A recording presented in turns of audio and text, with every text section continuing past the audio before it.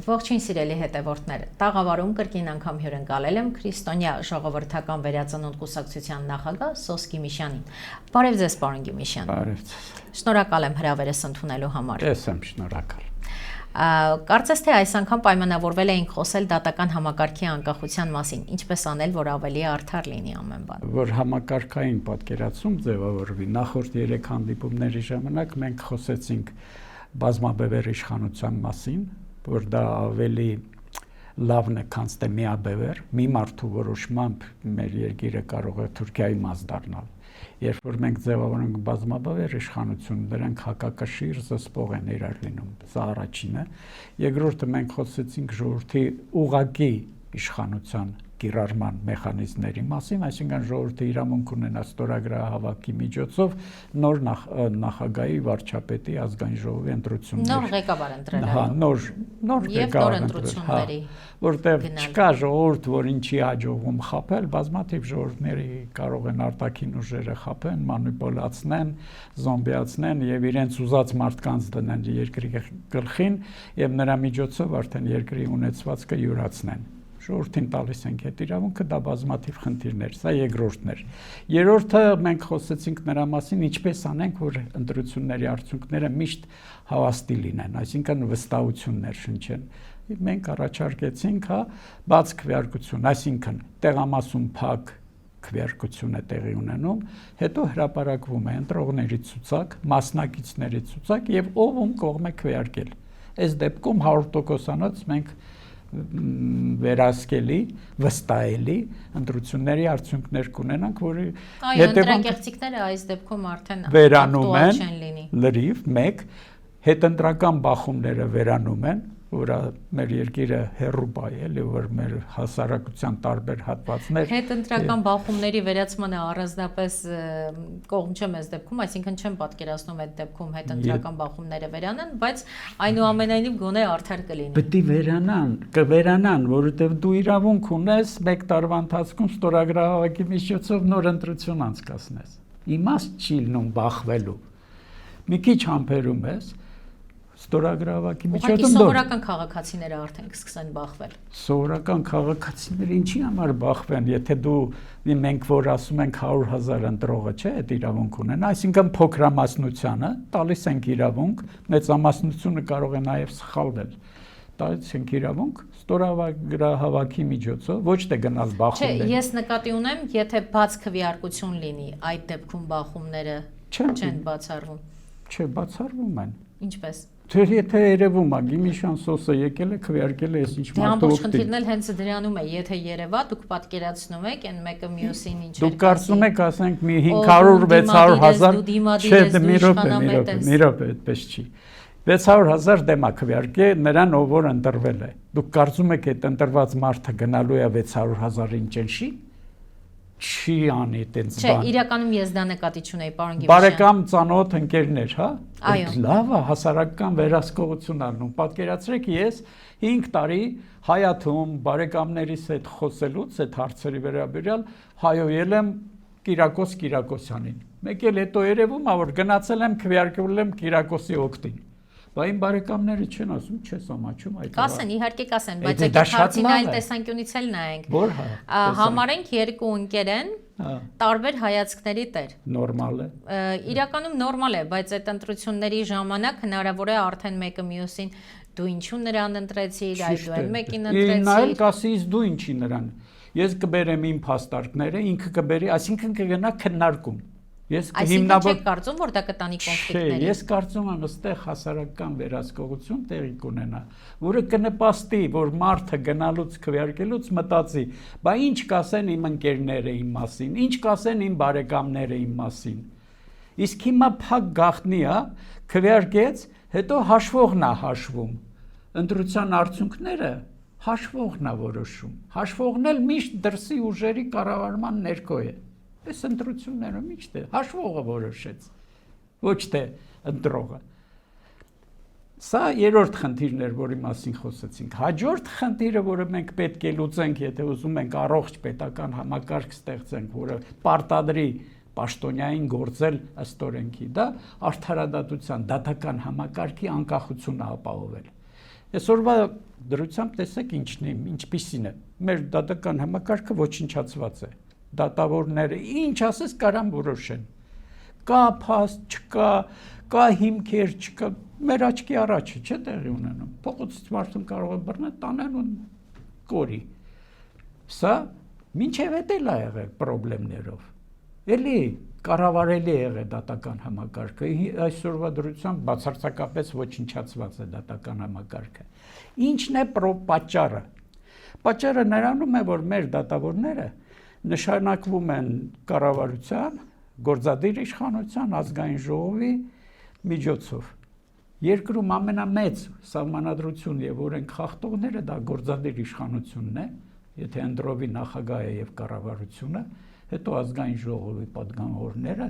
հետո եւ այլն։ Ամենամեծ օրենք խախտողները, սահմանադրություն քաղաքացու ինչն է պետք սահմանադրություն խախտի, հա։ Դատական համակարգները, այո, ընտրեն։ Հիմա տեսեք, դատական համակարգի դատավորի նշանակում է գործադիր իշխանությունը, այսինքն պետական կառավարման մարմիններն են նշանակում։ Ոնց կարող է դատավորը դատի երկրի ընտրված նախագահին, երկրի ընտրված պատգամավորներին։ Եթե նրա կողմից է նշանակվել այդ Եվ ցանկացած պահի կարող է հանվել, բաբիշե նստացնել կարող են։ Դրա համար դատավորն ինչ է անում, որոշում կայացնելուց դա նոր չի։ Միայն այսօրվա իշխանության օրոք չի, նախկինում էլ եղել։ Զանգում է գործադիր իշխանության համապատասխան մարդուն, ասում է, այսենց դատական գործ կա մոտս, ոնց որ վճռեմ։ Նա էլ ասում է, վերևից հրահանգը ինքը աշխատում է կատարի նրանց պատվերը, նույնիսկ հասարակ գործի դեպքում ինքը չգիտի, չէ ում շահերը, ովքեր են այդ մարդիկ, ինքը ճշտում անդեղ, այնպեսի որոշում է կայացնում, որ իր հետ գործ չունենան, իրեն չասեն, ես ինչ արիր, ես ոնց թե այսպես։ Բնական է դա։ Բնազդ է ինքնապաշտպանման, այդպես է անում։ Հիմա ինչպես անենք, որ դատական համակարգը գործադիր եւ օրենսդիր իշխանությունից անկախ դառնա։ Ես առաջարկում եմ տարբերակներից մեկը, հա, կա աշխարհում նախկինում կար փորձված մի դատավորները ընտրվում էին ժողովրդի կողմից։ Որոշ ժամանակ աշխարհում այդպիսի պրակտիկա կար, հետո վերացրին։ Աշխարհի հեզորները ասին, չէ, դա ձեռնտու չի, ժողովրդի կողմից ընտրված դատավորը անկախանում է եւ մեր տղաներին, մեր գող ընկերներին կարող է դատի։ Դրա համար դա էլ վերացավ, որպես պրակտիկա վերացավ։ Նույն աշխարհի հեզորները պարտադրեցին, որ դատավորները ձևավորվեն գործադիր եւ օրենսդիր իշխանության կողմից, որ իրենց կողմից կեղծիքների միջոցով նշանակված երկրի ղեկավարը, վարչապետը, նախագահան, պատգամավորը հանգարտ չդատվի։ Այդ անկախ դատարանը բռնի իրենց տղեկին դատի։ Ոնց կլինի այդպես բան։ Անթույլատրելի է։ Դրա համար էլ այսօր ամբողջ աշխարհում պարտադրված է սա։ Հիմա ինչ ենք առաջարկում, ես ինչ եմ առաջարկում եւ իմ գործընկերների հետ միասին ընտրիչների կողմից։ Ինչպիսի ընտրիչներ վերցնենք մեր երկրում։ Մոտեցումը այսպիսինն է։ Համայնքի ավագանու անդամները, որոնք ժողովրդի կողմից ընտրված են, հա, ունենք այսքան համայնքներ, այսքան ավագանու անդամներ։ Համայնքի ղեկավարները, որոնք ուղղակի են ընտրվել, ոչ թե ավագանու կողմից, այլ ուղղակի ընտրված, ազգային ժողովի պատգամավորներ, այսինքն բոլոր նրանք, ովքեր որ ժողովրդի կողմից ընտրված են,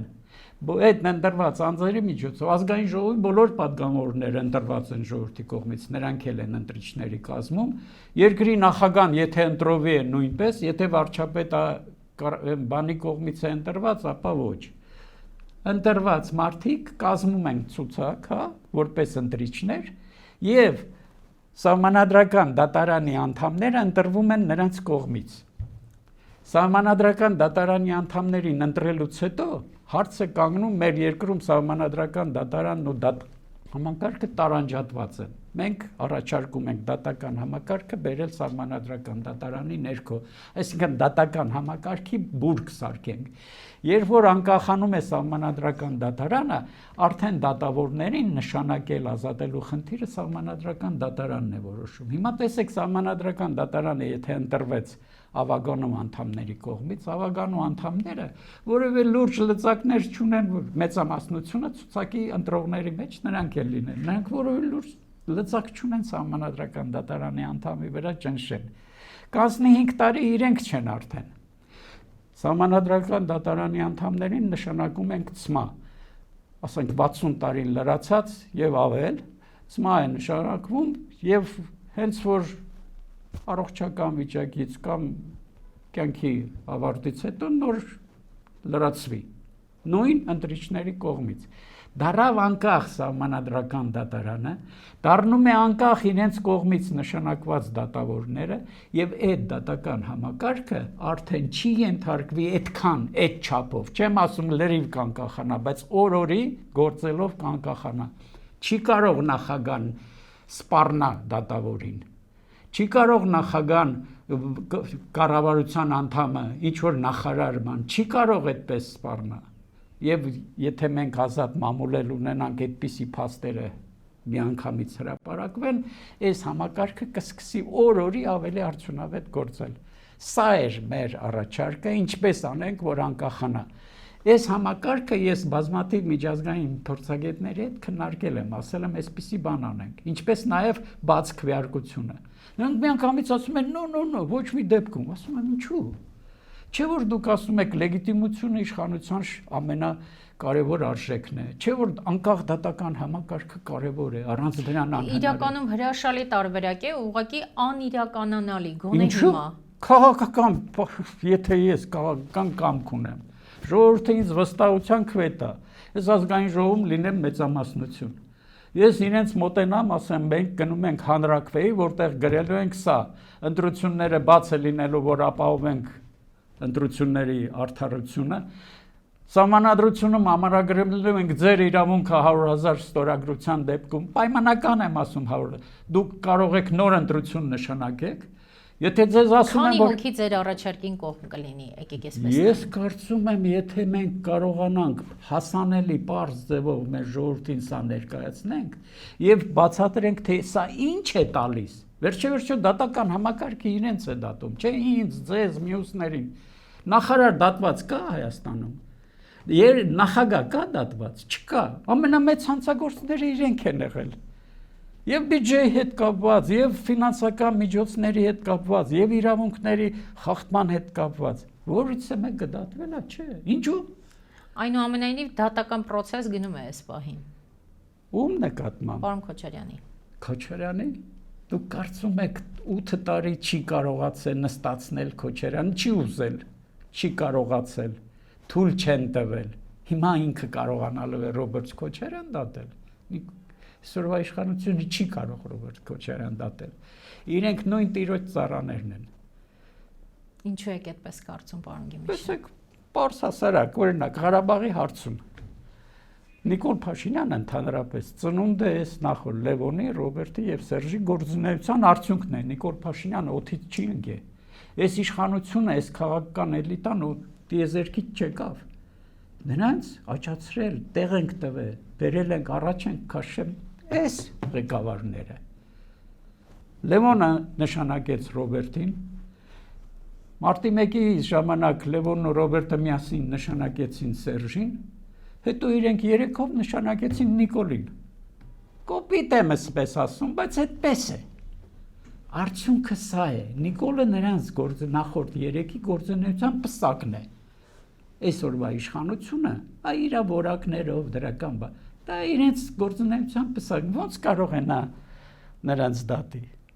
Հետո չեմ ասում, որ իրենք բոլորը միասին նույն տեղին են, արտաքին ուժերը միշտ էլ ճնշում են բոլոր երկրների իշխանությունները։ Եթե նույն հաջողությամբ օրինակ այս ընտրություններին իշխանություն լիներ կամ դառնար ուժեղ Հայաստանը, պետք է ասենք Նիկոլն էլ բերեց ուժեղ Հայաստանին, Սամվել Կարապետյանին։ Չէ, մենք այդպես չէինք ասի, բայց միևնույն է, Սամվել Կարապետյանը կարող էր գալ, եթե արտաքին որոշ ուժեր նպաստեին եւ այդպես է այսօր ցավոք սրտի։ Դե եթե Գերմանիայում, Ֆրանսիայում, Ճապոնիայում, Հարավային Կորեայում աշխարհի հզորները կարողանում են նշանակել ղեկավարներ, չասեք թե Հայաստանում նրանք չեն կարողանում։ Այդ շատ միամիտ պիտի լինեք, որ այդպես բան մտածեք։ Առավել եւս Հայաստանի հետ տեսեք, աշխարհի ամենահարուստ պետության նախագահան Թրամփը ասում է գամ այդ գծի, այդ Թրամփի ճանապարհը վերահսկեմ 72%-ը ինձ, 28-ը ձեզ։ Հայաստանը, որը նրան պարտք է, ինքն էլ աշխարհի ամենահարուստ պետությունն է, ուզում է Հայաստանում փող աշխատի։ Փաստ է։ Ուզում է մեր ռեդկազիմելնի կոչվող մետաղները տանի։ Ուզում է պղինձի հետ կապված, չգիտեմ, մոլիբդենի հետ կապված իրենց հետաքրքրում է։ Մենք պարտքի մեջ խրված ենք իրանց առջև։ Պարտք ենք։ Նրանք գալիս են մեր երկրում, փող աշխատեն ոչ մի բան չանելով։ Տանեն իրանց երկիր։ Ինչի համար այդ դեպքում իրենք չպետք է ձգտեն նշանակել նրան, ով որ կծառայի իրանց շահերին։ Աշխատել չէ, այս դեպքում գուցե կոպիտ է հնչում, բայց խլեն։ Խլեն, ճամպրեք, հիմա լավ ես մեղմ ասեցի, ներողություն։ Խլում են, այո, մեր երկիրը պետք է բանացնեն իրենց շահերին համապատասխան։ Ինչ է Թրամփը ասաց գալու եմ այդ ճանապարհը սարքեմ, բարեկարգեմ, բան, չէ։ Ասաց գամ վերահսկեմ, մեծ մասը ինձ, փոքր մասը հայ ժողովրդին։ Ինչու։ Ինչու եղբայր, դու ամենահարուստ մարդն ես որպես անհատ եւ ամենահարուստ պետության ղեկավարն ես։ Ինչու պիտի դու Հայաստանում փող աշխատես։ Թույլ տուր մենք աշխատենք, այդ փողը պարտքերը ձեր վերադարձնենք։ Չէ, դու պիտի միշտ պարտք լինես։ Երբ որ դու պարտք ես, դու ստրուկն ես իրա։ Ով պարտք է, նա ստրուկ է, ծառա է։ Էսա մոտեցումը։ Դրա համար իսկ այդ ամբողջին դեմ կարող են լինեն այս համակարգային փոփոխությունները, բազմաբևեռ իշխանություն Հայաստանում։ Եթե միաբևեռա մեկին նշանակեցին, հաջողվեց ինքը այդ մեկի միջոցով ամեն ինչ որոշում են։ Եթե 4 բևեռա, մեկը մյուսին զսպում է։ Ընտրովի նախագահ, ընտրովի ազգային ժողով, որը կառավարություն է ձևը, անկախ դատական համակարգ, որը պետք է լինի սահմանադրության վերահսկողություն իրականացնող երաշխավորը։ Այսօր մեր երկրում նախկինում ընտրված նախագահն էր երաշխավորը, ինքն էլ ամեն ինչ շատ էր խախտում։ Հիմա վարչապետն է երաշխավորը։ Եվս ամենաշատ սահմանադրություն խախտողը։ Սահմանադրության երաշխավորը պետք է լինի սահմանադրական դատարանը, որ անկախ ինքնուրույն ձևավորվող մարմին է։ Ընտրությունները անցկացնենք այդպես հավաստի դառնա, վստահություն առաջանա եւ ժողովրդին տանք իրավունք ստորագրավակի միջոցով ցանկացած անհաջող ով է երկրի նախագահան, ժողովրդի ծառան է։ Ժողովուրդը ընտրում է իրեն ծառա, ծառայող, չէ՞, այդպես էլ կոչվում է։ Եթե ծառան լավը չի, գալիս իմ տնից իմ հերոստացույցն է տանում, իմ սառնարանն է տանում, իմ տան ունեցվածքն է տանում, մեր երկիրը մի տուն է, բոլորիս տունն է։ Ես պետք է իրավունք ունենամ նրան անմիջապես դուրս շպրտել։ Ես էլ ասում եմ, գրում ենք 100,000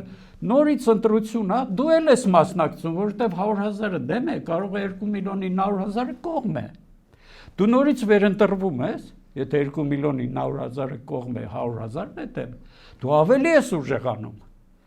Իմ մոտ էլ ով ստորագրել է, որ ինքը չլինի, տեսնում եմ, որ ժողովուրդը հա հրապարակվում է անուն արձանունով ով է կողմ քվեարկե,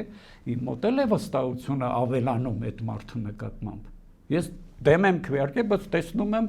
80%-ը կողմ է քվեարկե, ինքը իմ նախագահն է նաև դառնում, եթե ես հավատում եմ ընտրության արդյունքներին։ Շատ լավ, պարոն Գեմիշյան, կարծում եմ մի օր այնքան իսկապես կզարգանանք, այնքան առաջ կգնանք, որ կգանք կհասնենք ձեր ասած կետին ու այդ տարբերակով կիրականացնենք ընտրությունները։ Համակարգային լուծումները նույնիսկ անհաջող մարդուն կստիպեն գործել ավելի շիտակ։ Դրսի ուժերին էլ ցույց կտանք, եթե ժողովուրդը մի տարվա մեջ կարող է ստորագրահավաքի միջոցով դուրս շպրտի քո դրածոյին։ Ինչ իմաստ ունի, այդքան փող ծախսել, այդքան չի կեր գործել։ Իշխանություններին դա ձեռնտու չէ, որ այդ առումով օրենք մշակեն։ Դե իրենք, գիտեք, ես օրինակ կուզենայի այսօրվա ընտրական process-ին մասնակից կուսակցությունները այդպիսի հարցեր բարձրացնեն։ Ցավոք սրտի ոչ ոք չասեց մի կես բառ, որ այս միանձնյա կառավարման համակարգը չարիք է, որը դրսից պարտադրվել է մեզ։ Պարտադրվել է նրա համար, որ այսօր մեր երկիրը մի մարդու ստորագրությամբ ուզում է տանեն։ Որ ուղղությամբ ուզում է գնում է։ Հա, այսպես է, այսօրվա դրությունը սա է, իսկ սա մեծագույն չարիք է։ Քաղաքական կամք պետք է լինի։ Ինչի՞ է պետք այդ ամբողջական իշխանությունը։ Ինչի՞ է պետք։ Անձնական շահեր, անձնական շահը պետական շահերը պետք չի կարելի խառնել։ Շատ լավ, պարոն Գիմիշյան, հասկանալի է, առաջարկը հետաքրքիր է, հուսամ այնուամենայնիվ կլինի մի օր, որ կհասնենք դրան, եւ քանի որ ընդամենը 3 օր առաջ է ընտրությունները տեղի ունեցել, կուզենայի ուղղակի 1-2 հարց այդ առումով ուղղել, ինչ է կարծում ընտրությունների հաջորդ օրը հաղթողի թե պարտվողի տրամադրություններ երկրում։ Գիտեք, մենք բոլորս ենք պարտվել կամ բոլորս ենք հաղթել, ոնց ուզում եք գնահատեք։ Ակնհայտ է, ես երեք Սևանում էի, Սևանը շատ տխուր էր, ասեմ ձեզ։ Ակնհայտ է մի բան, որ ընտրությունները օրենքի շրջանակներում չեն անցկացվել։ Ընտրություններում բազմաթիվ են, երկու կողմից էլ, պես ասենք, ոչ մեկին չենք քննադատում։ Ընտրությունները իրենց էությամբ թերի էին, խոցելի են, հավաստի չեն եւ վստահություն չեն ներշնչում։ Սա ակնհայտ է եւ սա վատ է։ Եղել է, որ երբևէ այդպես չի եղել։ Երբևէ ընտրությունները այդպեսին չեն եղել։ Չէ, մեր երկրում, հա։ Բացառոտ լինի, չէ, այդպես կարծելը։ Այդպես չի եղել մեր երկրում։ Բոլոր ընտրված նախագահները, բացի մի դեպքից, կեղծվել են։ Բոլորը։ Եվ Ռոբերտը, եւ Սերժը, եւ Լևոնի երկրորդը առաջինից բացի, հա։ Բոլոր ազգային ժողովի ընտրությունները կեղծվել են։ Բացի մեկ դեպքից, երբ որ Վազգենն ու Դեմերչյանը, հա, կարողացան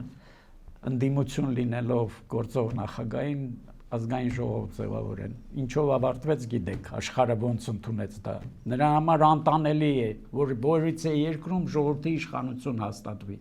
Դա սարսափելի է արտաքին ուժերի համար։ Դրա համար էլ իրենք ամեն ինչ անում են, որ այդպես։ Սա առաջի դեպքը չի, հա։ Նու ասում են, որ նախորդ երկու ընտրություններից մեկում, հա, Նիկոլ Փաշինյան իսկապես ընտրվել է։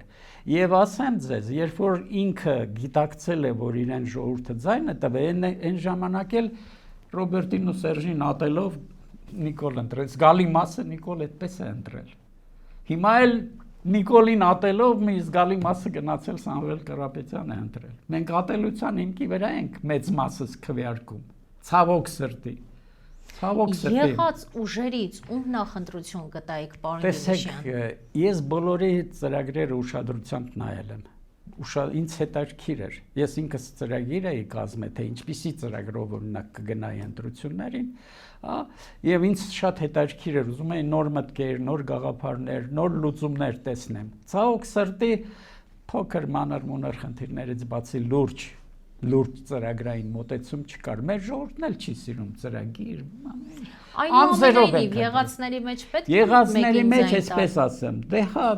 ժողովուրդը այսօր պետք է չէ, այնուամենայնիվ ասենք Չարեքի փոքրագույնը, վատի վատագույնի միջև եթե համարենք այդպես գուցե ասածս կոպիտ հնչի։ Կտավ իր լուծումները, իր մոտեցումները, մի զգալի մասը ասում եմ ատելով գործող իշխանությանը գնաց ընտրեց Սամվել Կարապետյանին։ Ձեզ ով էր փոքրին չոքեհարազատ, անձամբ որպես ծրագրային մոտեցումներով ցավոք սրտի ոչ մեկը ծրագրային մոտեցումներ դա չկար։ Գոյություն չուներ եւ ասեմ, գուցե իրենք ստիպված էին այդպես իրենց պահեին, որտեվ ժողովրդին չի հետաքրքրում ծրագիր ցավոք սրտի։ Այ ես որ հիմա խոսում եմ համակարգային ծրագրային փոփոխություններ, ուզում եմ մեր ժողովուրդը մտածի, ինչպես անի, որ նույնիսկ անհաջող, եթե Սոս Գիմիշյանը գա իշխանության, այս համակարգը իրեն թույլ չտա ինքը մեծ հանցագործ դառնա ազգի եւ պետության, համակարգը զսպող լինի, հակակշռող լինի։ Սա կարևոր է, մենք այս հիմքերը պետք է ստեղծենք։ Եվ եկողը արդեն գիտի, նախ որ իրեն շատ արագ կարող են ստորագրավակի միջոցով դուրս գցեն, երբեք անհարգալից խոսակցություն չի վարի ժողովրդի դեմ։ Հիմա ես դրական արդյունքների մասին ասեմ։ Տեսեք, նախքին այս երվա վիճակը ես գնահատում եմ այսպես, որ 4 նախքին ղեկավարների միասին ստեղծված իրավիճակն է։ Այսօրվա արդյունքը Լևոնի, Ռոբերտի, Սերժի, Նիկոլի գործունեության արդյունքն է այսօրվա վիճակը։ Մենք այսպես ապահով անվտանգ վիճակում չենք։ Եթե խուսափենք Ադրբեջանի հետ պատերազմից, մենք կարող ենք ուրիշ խոշոր տերությունների շահերի բախման արդյունքում Հայաստանի տարածքում շատ ավելի մեծ պատերազմ ունենանք։ Ադրբեջանի պատերազմը այդքան էլ վտանգավոր չի։ Այստեղ վտանգները, եթե հանգարց բախվեն շահերը Հայաստանի տարածքում, Ռուսաստանի, Միացյալ Նահանգների, Եվրոպայի, Պարսկաստանի, Հնդկաստանի, Չինաստանի, իսկ ես այդպիսի շահեր տեսնում եմ Հայաստանի տարածքում, որոնք բախվում են։ Պատկերացնում եք Հայաստանի տարածք, մենք ուրախանանք, որ Ադրբեջանի պատերազմից խուսափեցինք, բայց ստանանք մի պատերազմ նման Ուկրաինայի պատերազմի։ Մեր երկիրը շատ փոքր է, այտենց բախում առաջացավ, երկրից կարող է բան չմնա։ Դրա համար եկեք այսպես, մենք ընտրությունների որպես արդյունք, ես գնահատում եմ այսպես, նախ այս 4-ը պետք է գնան, սրանք ապագա չեն։ Ով գա, պարոն Գեմիշյան, գնացին 4-ը, ով գա։ Ով միշտ ասում են ով գա, Լևոնի ժամանակ ասում էին, որ գնա, բա ով գա, եկավ Ռոբերտ Քոչարյանը, 10 տարի էլ իշխել։ Եկեք պատկերացնենք այս ձեր նշած 4-ը գնացել են։ Այս պահին ում եք տեսնում երկրի ղեկավար։ Այսինքն դուք կարծում եք, որ հայ ժողովրդի արգանդը չորացել է, կարգին հայ, իսկական հայ, ոչ միայն ազգությամբ։ Ում եք տեսնում այնուամենայնիվ։ Ես եկեք այդպիսի ռեկլամով չզբաղվեմ, ով որ կգա կասի ոնց է երկիրը սարքելու, ինչ հիմքերի վրա, կգնամ առավոտից իրիկուն իրան կծառայեմ ու իրան էլ կօգնեմ։ Այս պահին կա այդպիսի մեկը։ Չի կարող պատահի չլինի։ Ես ու դուք կանք ինչով ներկայացված ուժերի մեջ կար նմանատիպ ուժ, խնդրում եմ դա ասեք։ Առանց մատնանշելու, ուղղակի ասեք, ներկայացված առաջադրված ուժերի մեջ կար այդպիսի մի ուժ։ Օրինակ ես տեսնում էի, որպես, էլի եմ ասում, Սամվել Կարապետյանը որպես անհատ, իր խոսելու ձևով, հանգստությամբ, հանդարտությամբ, ինքը քիչ թե շատ ընդունելի էր ինձ համար, բայց ինքը ինձ համար ընդունելի չէր, որովհետև գործարարը, փողատերը, գործարարը երկրի ղեկավար չպիտի լինի։ Գործարարը չպիտի լինի պատգամավոր։ Իսկ մեր բոլորը գործարարներ են։ Այդ մի կեղծ ձևով ասում են, իբր ինքը չի կառավարում, հա, ես իմ ով է կառավարում։ Այդ հեքիաթները թող իրենց տատիկներին պատմեն։ Իրենք գործարար են։ Փող աշխատող մարդը պետական բյուջեի հետ պիտի գործ չունենա, իշխանություն չունենա։ Եթե իմ մասնագիտությունը փող աշխատելն է, պետական բյուջեի վրա ազդեցություն ունեմ, տանեմ տուն։ Չէ որ ես իմ ամբողջ կյանքի կենսագրությունը նվիրել եմ, միլիարդներ եմ աշխատել, ինչու չտանեմ, իհարկե կարող է բարոյական մարդ լինի, շատ, իսկական հայ մարդ լինի, դե էդ էլ պիտի Աստծուն ասենք, աղաչենք, որ այտենց նվեր ուղարկի, այտենց նվերին թույլ չի տալքին ուժը դու գաս ղեկավար, չի թողնի, ամեն ինչ կանի, որովհետև եթե հայրենասեր, ազգասեր մարդը գա երկրի ղեկավար, դրանք իրենց բոլոր շահերը այստեղ ոչնչանան, չի թույլ տա։ Դրա համար այստեղ ինչ է պետք անել, ժողովրդի հետ խոսել, քննարկել։ Հիմա ասեմ արդյունքները։ Լևոնը վերացավ, Հայ ազգային կոնգրեսը 0.2%, 1 գնաց։ Ռոբերտ Քոչարյանը նախորդ կարծում եք սպասելի չէր։ Չէ, սպասելի էր, բայց դե փաստ է արձանագրվում է, չէ։ Ռոբերտ Քոչարյանը նախորդում 20% էր, հիմա իջել է 9, նույն մի քիչ էլ 9-8, հա 10 ասենք, հա, երկու անգամ նվազել է, այսինքն գնում է անկման, էդ էլ է վերանում։ Սերժ Սարգսյանը չի մասնակցել, բայց իր ճտերը մասնակցել են, որոնք բոլորը տապալվել են։ Մնացել է Նիկոլ Փաշինյանը պարտվել է։ Ինքը լավ գիտի, ինձնից, ձեզանից լավ, թե ինքը ինչ արդյունքներ է ստացել։ Լավ, ինքը իշխանություն է։ Արձանագրել է, իշխանություն է։ Ես կուզենայի, որ ինքը մեր երկրի ցանկացածի դեպքում ուզել եմ, որ իրենք մի լավ բան անեն մեր երկրի համար, բայց Նիկոլ Փաշինյանը նախորդ ընտրություններում վստահություն ուներ, որ ժողովուրդը իր թիկունքում է։ Այս ընտրություններից հետո ինքը այդ վստահություն, ինքը իրեն կարող է խոստովանել, միանշանակ։ Ես օրինակ մի փաստ բերեմ, հա։ Բա ով է հաղթել ձեզ, պարոն Գեմիշյանի վերջում, եթե թվերին չնայենք։ Արևմուտքն է հաղթել։ Ում իշխանությունն է այսօր Հայաստանում, արևմուտքի, փող տվին, աշխարհի ամենահզոր պետության նախագահն ասեց Նիկոլը պիտի ընտրվի, ասեց, խառնվեց մեր գործերին, խառնվեց, մենք ինքնիշխանությունից ենք խոսում, խայտարակ բան է սա, Միացյալ Նահանգների նախագահն իր բերանով, իր ձեռքով, հա, այդպիսի հայտարարություն է անում, որ Նիկոլ Փաշինյանը պիտի ընտրվի։ Ակնհայտ է, չէ, որ այսօր մեր իշխանությունը արևմտամետ է։ Ռուսաստանի ֆորպոստն էին, քիչ էր մեր խնդիրները, հիմա դառել ենք արևմուտքի դրան շեմի փալասը։ Թելադրում են ինչ ուզում են, էլ LGBT, էլ աղանդներ, էլ կեղծ ընտրություններ։ Հիմա կելնենք ասեն, ասենց ընտրություններ, ինչպես միշտ։ Մեր բոլոր սահմանադրական հանրաքվեները կեղծվել են։ Ես հիշում եմ Ռոբերտ Քոչարյանի ժամանակվա սահմանադրական հանրաքվեն, Սերժ Սարգսյանի։ Լցրել են պարզապես։ Արևմուտքը հայտարարել է մի քայլ առաջ է։ Ինչքան այլանդակ ընտրություններ, այնքան մենք մի քայլ առաջ։ Ժողովրդավարությունը սուտ բան է, կեղծ է։ Ով կխոսի ժողովրդավարությունից, իմացեք ժողովուրդ ջան, սիրելի հայրենակիցներ, նա ձեզ ուզում է խաբել։ Ով կխոսի մամուլի ազատությունից, խոսքի ազատությունից, խղճի ազատությունից, դրանք բոլորը խաբկանքներ են, որի միջոցով մեր երկրում իրենք ուզում են ունենալ դրածո, որը կծառայի զուտ իրենց։ Նախորդ ղեկավարները եղել են ծառա, ենթարկվել են ճնշումների դրսից։ Անհնարին է չի ենթարկվել։ Ուզում եք ասել այդքան վատ իրավիճակ է մեզ մոտ։ Հա, դե այդպես է խոշորագույն լուրջ պետություն, Ֆրանսիա, Գերմանիա, Օլաֆ Շոլց, հա, Մակրոն, դրանից առաջ Ֆրանսիայի նախագահները, Շիրակից հետո, հա, վերցնենք։ Ճապոնիայի վարչապետները, Իտալիայի վարչապետները, Հարավային Կորեայի նախագահները, թաքցնել անհնարին է։ Կարողանում են, մեծ հզոր ուժեր են, լիքը փող ունեն, ժողովրդին էլ դրդում են, որ փողամոլ դառնա, փող, հա, բոլորս էլ փող պետք է, բայց ոչ ի շնորհիվ, հա, երկիր, հայրենիք ծախելու։ Շատ լավ, պարոն Գիմիշյան, շնորհակալ եմ հարցազրույցի համար, այս թեման դեռ մենք ժամանակ կունենանք, որպեսզի շարունակենք ու ավելի մանրամասն քննարկենք։ Շնորհակալ եմ ևս մեկ անգամ հրավերս ընդունելու համար։ Եթե կարելի է, ես ուզում եմ հաջորդ հանդիպմանը, որպես համակարգային խնդիր, խոսենք տեղական ինքնակառավարման, ևս մի համակարգ, որը ոչնչացվել է մեր երկրում եւ լուրջ բարեփոխումների խնդիր ունի, եթե կարելի է, եթե կհրավիրեք, հաճույքով կմասնակցեմ։ Շնորհակալ եմ։ Ես էլ եմ շնորհակալ, որ հյուրընկալվեցիք, սիրելի հետևորդներ, իսկ ձեզ ուզում եմ ևս մեկ անգամ հիշեցնել, որ իմ հյուրն էր Քրիստոնյա ժողովրդական վերածնունդ կուսակցության նախագահ Սոս Գիմիշյանը։